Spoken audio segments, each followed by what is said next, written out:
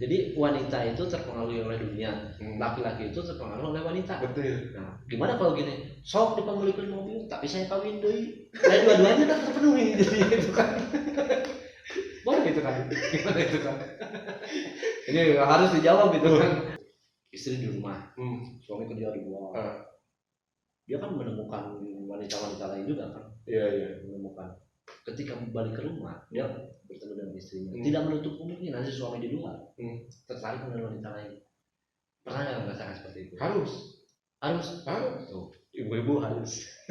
Kenapa? Karena cek dulu kan. Kalau pakai koma nanti pasti ada ujungnya ini.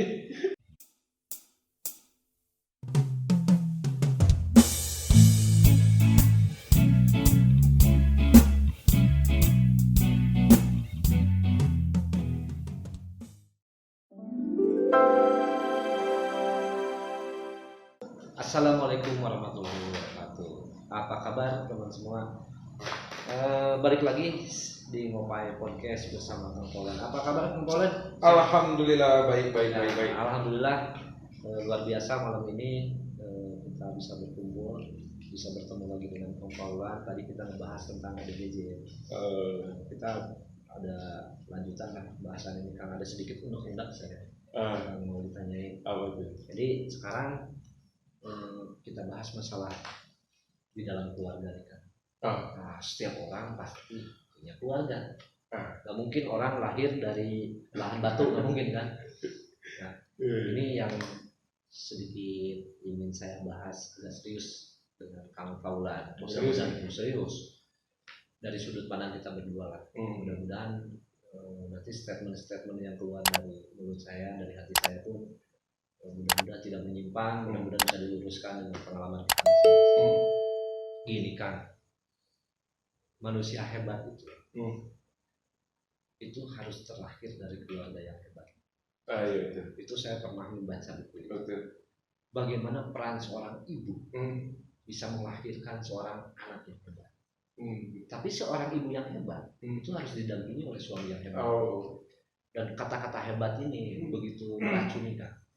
Dalam pikiran saya itu hebat itu apa sih? Itu jadi pertanyaan sampai saat sekarang pun saya kadang-kadang bertanya apakah hebat itu harus dimaknai bahwa cukup secara ekonomi atau hebat itu mampu selalu bersyukur dalam kondisi apapun juga, atau hebat itu bisa dikatakan oh ini rumah tangganya ada madun aja. Nah, ini kan saya yakin sebenarnya seperti halnya yang pernah saya rasakan di dalam sebuah keluarga. Saya sebagai suami dan saya mengalami sebagai anak dong dulu. Sebelum jadi suami, sebelum jadi ayah itu saya mengalami sebagai anak. Ini faktor keluarga ini gimana kalau dari sudut pandang untuk anak? Untuk menyeluruh. Baik itu untuk suaminya. Misalkan gini Kang, saya suami tiba-tiba istri saya pengen tasnya Hermes harganya 100 juta. Bayang nggak? Atau istri saya ditekan sama saya sebagai suami terlalu ditekan sehingga ngefek kan ke seluruh elemen keluarga. Betul. Nah, yang ingin kita bahas itu sebaik-baiknya dalam keluarga itu seperti apa? Sebaik-baiknya kita dalam keluarga tuh ya bagaimana mencontoh Nabi dan para sahabat, menghidupkan suasana baiti jannati itu yang sering kita dengar ya. Istilah baiti jannati, rumahku adalah surgaku. Karena dari rumah itu akan lahir manusia-manusia yang sehingga dia berinteraksi sehingga mewujudkan lebih besar lagi satu kampung, satu kecamatan, satu negara, satu kabupaten, bahkan satu negeri itu dari keluarga. Nah ini kan kalau bicara ke sana kan itu semua orang bisa menjawab kan? Dengan mudahnya semua bisa menjawab. Yang ingin saya bahas lebih dalam itu untuk melahirkan, untuk menciptakan keluarga hebat itu, untuk menciptakan janati itu, sebuah baitul janati, baiti janati itu apa sih gitu? Jadi yang tadi itu bagaimana untuk bisa menciptakan baiti janati itu tuh? Ya pertama memang tanggung jawab si kepala keluarga. Dia kepala dia yang bertanggung jawab bagaimana mensuasanakan wujudnya suasana baik, suasana bagus, suasana positif, suasana kondusif. Memang kan sudah dikatakan Ar-rijal qawwamuna 'alan nisa. Laki-laki itu adalah pemimpinnya, pengarahnya, direkturnya, manajernya yang bertanggung jawab bagaimana bisa mensuasanakan di keluarganya itu baik. Nah, maka tahapan yang pertama si suami itu memperbaiki dirinya, menyiapkan dulu ilmu kepahamannya untuk mewujudkan itu si suaminya. Nah, ketika dia sudah bagaimana saya mempunyai ilmu pengetahuan untuk mewujudkan keluarga yang baik dan sebagainya, khususnya dirinya sendiri, untuk dirinya sendiri, baru tahapan kedua adalah ke istrinya. Nah, dia suasanakan istrinya, dengan istrinya tuh suasana seperti itu, nanti akan turunnya tuh ke anaknya, keturunannya. Ini ibu tuh luar biasa kan, pucuknya suatu generasi.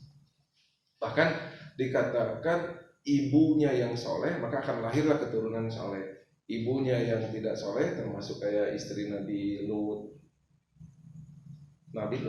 istrinya Nabi Nuh, ya, Nabi Nuh, ya, istri Nabi Lut. Jadi kalau istrinya tidak baik, hampir dimungkinkan besar anaknya nggak akan baik. Kalau ibunya insya Allah baik, maka hampir dimungkinkan, dipastikan secara umum anaknya pun akan baik. Maka disebut ibu itu adalah madrasatul ula, sebuah madrasah pendidikan pertama mencetak keturunan anak. Nah, Kang, ini maaf memotong nih, saya takut lupa. Yang paling utama tadi kita akan bilang seorang suami, betul. Tapi pada akhirnya bagaimana seorang ibu? Berarti suami dan ibu, suami dan istrinya. Ini dari awal ini. Nah, kondisi sekarang banyak sekali peran suami dan peran istri ini overlapping. Nah, overlapping. Ini salah istrinya atau salah suaminya? Iya, waktu itu pernah saya sampaikan tidak ada anak buah yang salah. Tidak ada. Dalam tanda kutip ya. Ada nih satu kutip, tidak ada prajurit yang bodoh, ada juga jenderal yang goblok. Ya. Jadi tetap salah suaminya. Ya, dalam tanda kutip tetap suami yang bertanggung jawab.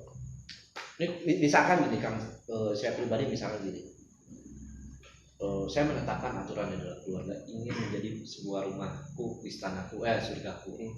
Tiba-tiba istrinya nggak sepakat. Harus diapain sama saya? Harus dikondisikan. Tidak bisa dikondisikan. Harus bisa. Kalau nggak bisa, serahkan sama Allah. Sampai seperti kejadiannya Nabi Ismail. Nah, bapaknya Nabi Ibrahim langsung putuskan ganti. Dan itu dibolehkan. Kalau emang kita udah paham ilmunya, kita. Nah, ini yang susah ini kadang-kadang kan merasa benar. Misalkan saya suami merasa benar, istri merasa benar. Yang benar yang mana? Yang nggak merasa benar. Yang nggak merasa benar. Berarti selama dua-duanya merasa benar salah. Berarti kita harus datang ke orang ahlinya, harus ada konseling ya. Betul. Nah, sekarang kan di Indonesia permasalahan keluarga ini, suami istri, cara mereka berinteraksi, ini sangat dipengaruhi faktor sosial, Pak. Sangat dipengaruhi faktor sosial. Istri, tetangga nih. Yang itu mobilnya baru nih. Nah, ini seperti apa nih sudut pandangnya? Hal seperti ini sebuah kewajaran atau sebuah kesalahan? Bisa dibilang wajar. Manusiawi. Terlebih waktu itu saya sampaikan ke perempuan itu memang fitrahnya itu mudah terpengaruh oleh dunia. Maka si suami bagaimana menjaga bentengan istri ini terjaga dari sesuatu yang memberikan pengaruh yang tidak baik. Jadi wanita itu terpengaruh oleh dunia, laki-laki itu terpengaruh oleh wanita. Betul. Nah, gimana kalau gini? Sok dipembelikan mobil, tapi saya kawin deui. Nah, dua-duanya kan terpenuhi jadi itu kan. Boleh itu kan? Gimana itu kan? Ini harus dijawab itu kan. Saya dapat sesuatu yang baru nih. Boleh, saya belikan mobil, tapi saya kawin deui. Nah, itu gimana itu? Jadi ada dua perempuan tuh. Ujian paling berat tuh keterkesanan kepada dunia, lalu membagi suami. Maka keistimewaan salah satu tingkat tauhid yang kuat itu ketika istri itu merelakan seandainya suaminya, karena dia nggak merasa bahwa suami itu milik saya, suami itu milik Allah, kamu yang dimiliki oleh suami. Dan ini memang perjuangannya tingkat dewa. Nah, ini ada korelasinya dengan hubungan cara berinteraksi sosial. Ya, istri di rumah, suami kerja di luar. Dia kan menemukan wanita-wanita lain juga kan. Iya. Menemukan. Ketika balik ke rumah, dia bertemu dengan istrinya. Tidak menutup kemungkinan si suami di luar tertarik dengan wanita lain. Pernah nggak merasakan seperti itu? Harus. Tuh, ibu-ibu harus. Kenapa? Karena titik dulu kan. Kalau pakai koma nanti pasti ada ujungnya ini. Karena itu koma. Jadi ya. Kata Nabi apabila kurang lebihnya kayak gini lah kalimatnya itu. Apabila kalian merasa tertarik kepada ini, maka segera salah satunya tuh pulang ke rumah, salurkan kepada istri. Dan itu salah satu trigger bagi Allah untuk menumbuhkan rasa gairah bagi laki-laki. Nah, itu ya kan jadi bukannya dieksekusi ya? Bukan dieksekusi. Tipsnya tuh salonannya tuh segera pulang ke rumah. Dan istri pun harus kompak. Dia harus standby. Standby apa? Menyiapkan dirinya untuk tampil menarik di hadapan suami. Jangan sampai di rumah kusut. Oke deh, kalau masalah itu saya nggak berani terlalu ini. Kita balik lagi ke tadi. Bagaimana cara membangun komunikasi, interaksi di dalam sebuah keluarga supaya tadi endingnya itu rumahku surgaku. Ini perannya kan suami nih, pemegang kendali suami, istri sebagai manajernya gitu kan. Tadi terlahir dari seorang istri. Kalau interaksi ini tidak berhasil dan kalau melihat fenomena saat ini itu kita ngambil komparasinya di berita-berita aja. Banyak sekali itu permasalahan berawal dari ini kan. Interaksi antar suami istri. Iya, betul. Kalau anak dampak dia. Berdampak. Dan ketika dia berdampak dia trauma. Betul. Ketika trauma dia pun ada yang sampai nggak mau nikah. Betul. Ada yang sampai nggak mau punya anak. Betul. Nah ini kan luar biasa kan. Dari awal interaksi suami istri luar biasa. Menyikapinya ini kan. Supaya si suami dan istri ini benar-benar bisa sinergi itu. Ya kalau mau kita balikin lagi sabar, harus tawakal, itu kan mudah sekali di statement. Formulanya apa kan? Pertama suaminya harus senantiasa mengupgrade dirinya, ilmu dulu. Tanya kepada ulama, dia meluangkan waktu untuk menuntut ilmu dari segala macam ya. Termasuk bahwa iya ya, saya ini kan sebagai laki-laki, sebagai kepala keluarga memiliki kewajiban untuk mensuasanakan istri saya. Bagaimana caranya biar saya bisa mensuasanakan baik istrinya? Maka dia harus terus menuntut ilmu. Ya, ketika dia menuntut ilmu, akhirnya dia ada kualitas ke dirinya pribadinya. Dan gini kan. Dan ke keluarga tuh peribahasa sedikit bicara banyak memberikan teladan. Kepada istri, kepada anak, kepada internal di lingkungan terdekat tuh lebih sedikit bicara, perbanyak teladan mencontohkan. Maka perbaiki dulu diri kamu. Bahkan tanpa harus banyak kata-kata nasihat, perintah dan larangan pun, insya Allah itu janji Allah ya. Iya. Secara fitrah ya. Ya, secara umum tuh akumulasinya tuh sampai seperti itu kan. Jadi kan ekor tuh tergantung kepala, gerbong tuh tergantung lokomotif. Bahkan auranya, atmosfernya kalau diri suaminya tuh baik, dia akan nular secara umum ya. Tapi memang fitrahnya perempuan tuh ujian bagi suami, termasuk suami pun ujian.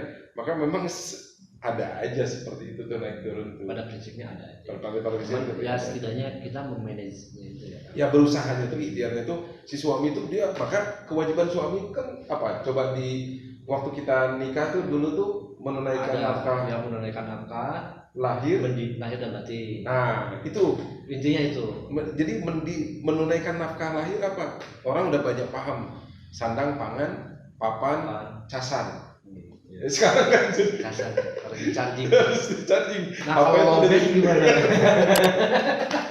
Kalau lobet kita boleh dong beli ini apa? Yang itu teh kan power bank. Nah masih salah paham, salah menafsirkan itu nafkah batin. Jadi ngecas itu bukan nafkah batin, tapi nafkah lahir supaya batinnya terpenuhi gitu. Jadi nggak sedikit lah, masih banyak yang salah memahami, bisa dibilang keliru lah. Ya mungkin masih keliru lah, masih banyak tuh karena lebih dari 1, lebih dari 10. Iya, nafkah batin tuh ngecas biologis. Padahal itu masih nafkah lahir karena masih doi. Nah, kan nanti wujud anak kita pun kan nggak goib. Iya, betul. Jadi batin itu pendidikan agamanya, pendidikan ilmunya. Nah, teman-teman ingat ya, kewajiban lahir itu sandang, pangan, papan, casan. Batin baru ilmu rohaninya. Ini mana yang lebih penting? Ya lahir, batin ya. Batin, kalau batinnya kuat, lahirnya kurang-kurang dikit bisa bersyukur ya. Bisa bersyukur. Sisi pasangan kurang bisa bersabar, bisa bersyukur.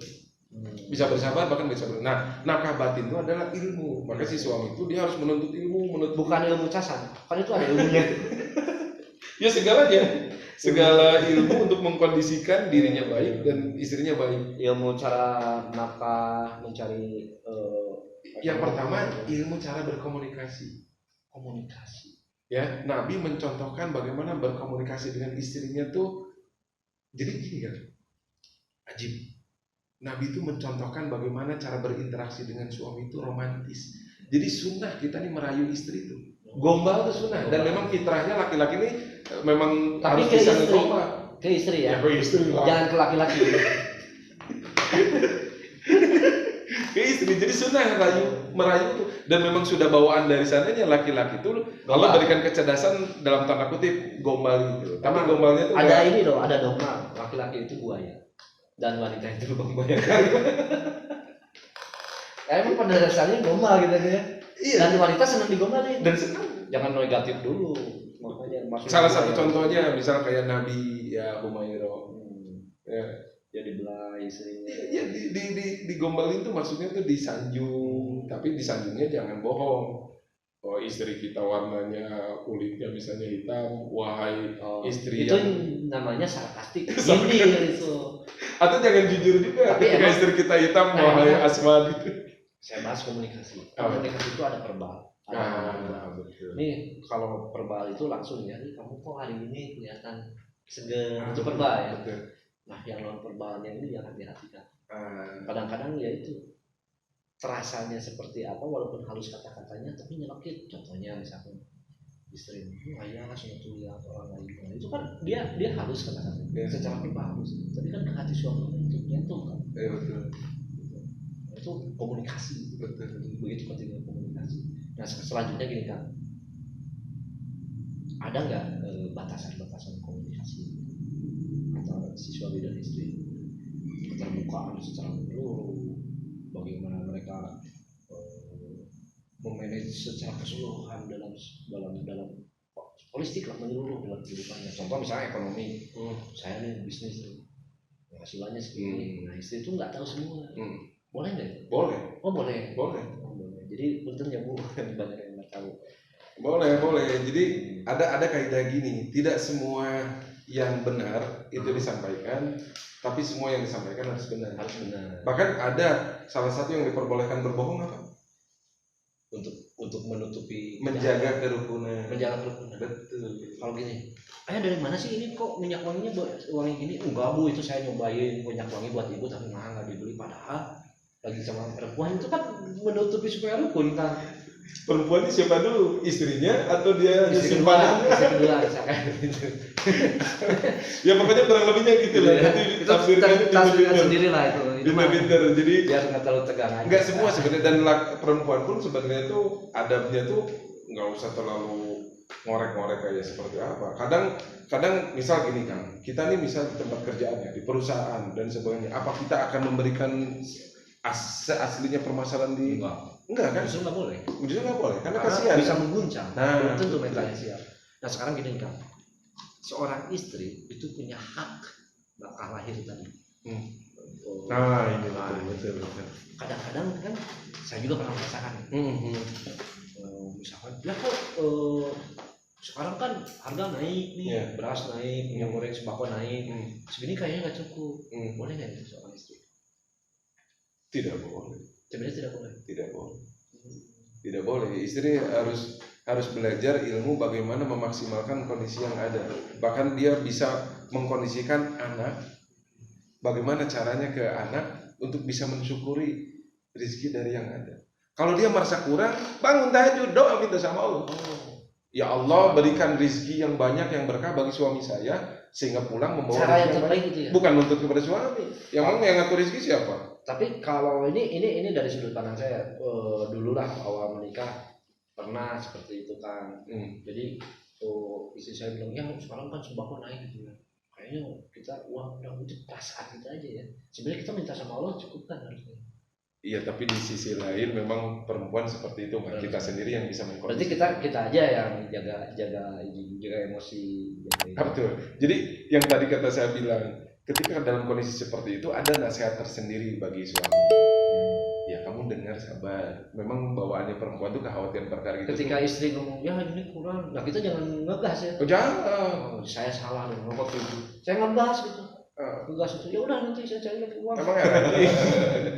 Jadi ya sampaikan. Tapi ini ilmu buat saya kan. Iya. Buat saya. Ilmu juga buat saya. Saya sendiri mengingatkan buat saya sendiri. Jadi ketika ada seperti itu, ya insya Allah bantuin doa. Kamu boleh bangun tahajud, doa, minta sama Allah.